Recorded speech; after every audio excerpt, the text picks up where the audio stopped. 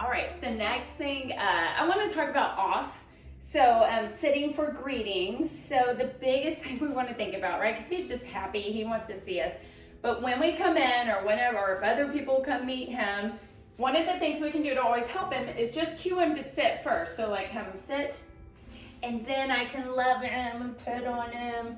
Also, if he tries to jump on me, like maybe when I first see him, or I've been gone, I come back, so he's super excited.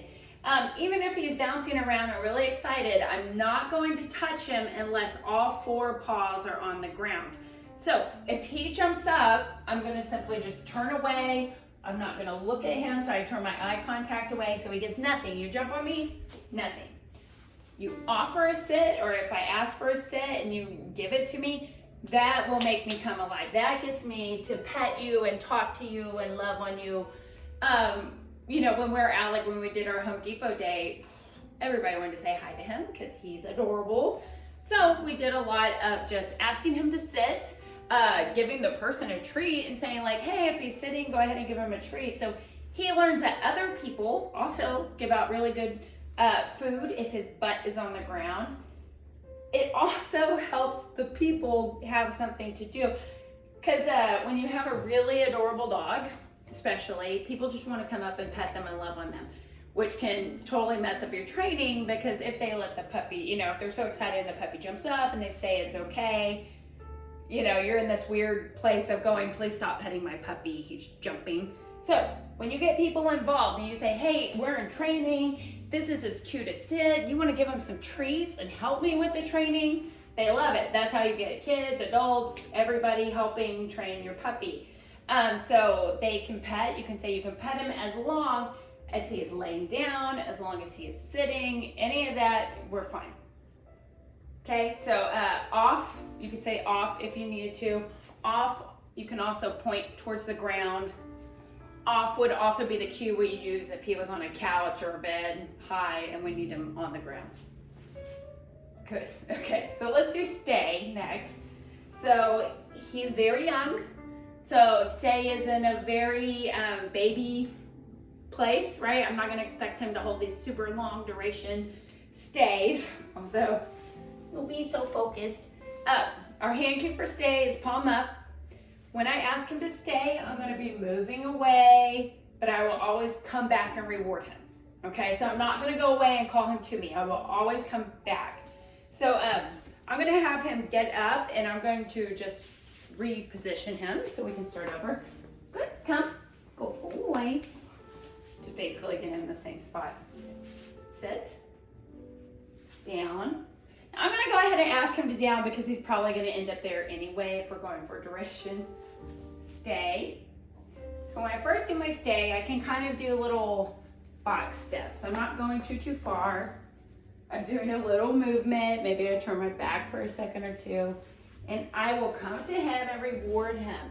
Okay, so I'm rewarding him in the stay, but the stay is not over. The treat does not end the stay.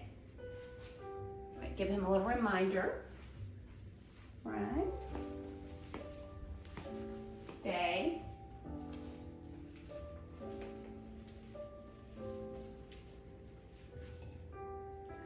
Coming back to him, and I'm gonna go ahead and release him up. Okay, good boy. So once he gets up, then I can pet him and love on him. But while he's staying, I'm not gonna be like petting him or making a big deal. I'm gonna keep it really calm to help him get it right. Jack, come. Sit. Stay. Do it from a sit. Okay, Jack, whoops. Lost my shoe. So on our stays, we're gonna slowly add in distance, called 3 Ds of stay. Distance, right, is what I'm doing right now. I'm going, can I get a little bit further, but I'm still gonna come back and reward. Distractions, a distraction could have been just then when my shoe came off. Distraction might be just, anything in your environment that changes. Good, so we have distance, distraction, and duration. How long can he hold this stay? And you'll be working on all 3 of those, but sometimes, like if we're going for duration, then I'm not gonna do a whole bunch of distance. I'm not gonna do a bunch of distractions. Maybe we're sitting in front of the TV doing, stays where it's easy. But maybe another time I'm doing high distractions. We're trying to do a stay in Home Depot. I'm gonna keep it super short, right? Because we're gonna be focusing on the distractions, not the duration. And then as he gets better and bigger, we start doing all three together: distractions, distance, duration, and that's when we know he has like a supercharged stay. Okay, good boy. He's a good boy. He's so smart. He's so smart. Oh, he's like, what's over here? Okay, always release your stay. You're gonna say, okay, and pat your leg. That's right. All right, let's show him leave it next. So leave it, I probably should have spent more time on drop it. Drop it means to spit it out. So just when you're working on drop it, do an exchange with him. We did not work on drop it very much, but he's a golden retriever, so he loves things in his mouth.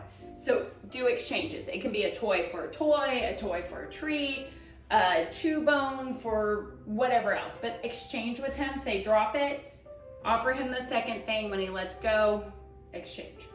All right, so we're gonna go into leave it. Leave it means don't touch it, don't pick it up. It's the idea that good things come from you, not from the ground. So exercise 1, I'm gonna put my leave it in my hand.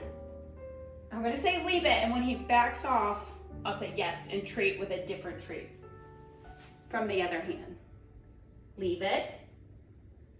Yes, that's very good. Okay, so that's exercise 1 in your hand. Leave it. Yes, that's so good.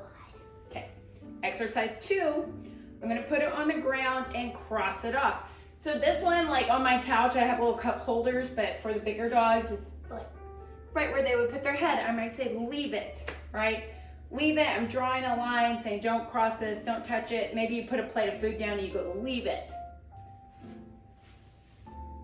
Leave it. Yes. Leave it. Leave it might be if he's trying to go after your other dog's food. Good. So he gets rewarded for not going after this one. He said, oh, there's a little piece. Okay, check it. Leave it.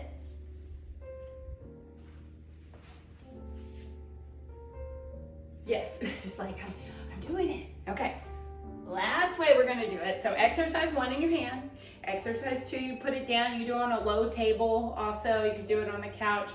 Crossing off leave it. So our last way we're gonna do leave it is I'm going to drop it and I'll block it with my foot. So this mimics like if you were taking medicine and the Tylenol fell on the floor. We don't want our puppy to go, blah, blah, blah, blah, I eat everything that hits the floor.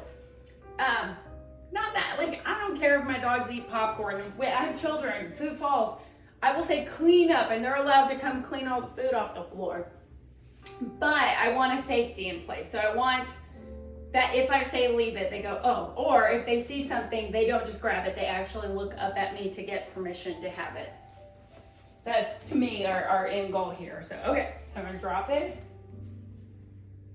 Yes. Oh, that was so good. That was so good. So I didn't say leave it, and that he did great because he saw it and went, let me look. I like to get him up and moving, makes it a little harder. Yes, aw, you're just showing off. You're showing off. Kind of this to me is like a self-control behavior. Other things I've been doing with him is before we go out a door or through a gate, I'll ask for a sit. But when he comes out of the crate, I might ask for a sit and wait. I'm just really looking for a pause from him. You could also do a sit and practice putting the food bowl on the floor. And in that case, you could give the okay to have it. But all of those are working on self-control, right? To stop and think before you just get something. Jack, come.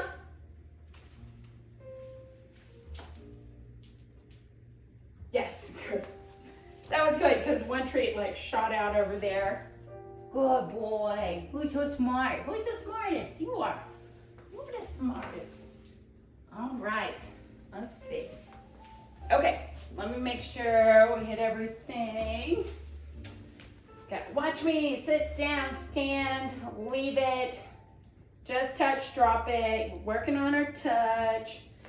Park it is another one that like we just now started. So I almost didn't even include it because it is so brand new, but I want to show you because you guys can work on it.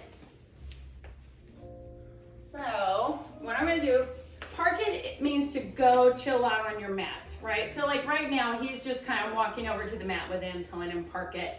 But what a good park it looks like is that you would pull your mat out and from across the room, sometimes from across the house, you could say, go park it, and they run over and lay down. He's not quite there yet. So this is the intro. Jack, come. Watch me. Jack, park it.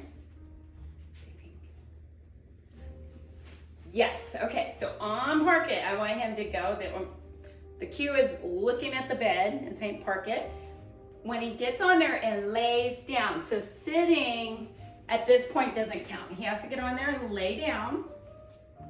And now we're just kind of going duration, right? He's looking for that food. Did you lose your food? So I'm kind of treating it like a stay, but I don't need to say stay. I'm just gonna reward him if he hangs out on there. I'm gonna do a little movement. Park it's a little more relaxed than a stay. I also like to toss the treat over there. Ooh, ooh, ooh. Park it. There you go. Yes.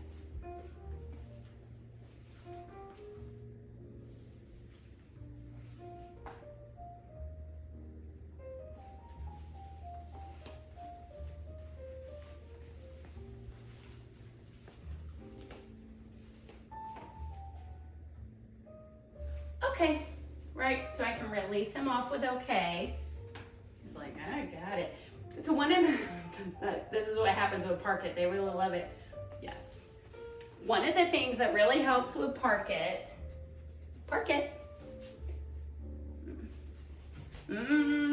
Okay, so see how he's like half on, half off? We want him all the way on there, so I'm gonna call him over to me. Jack, touch. Yes.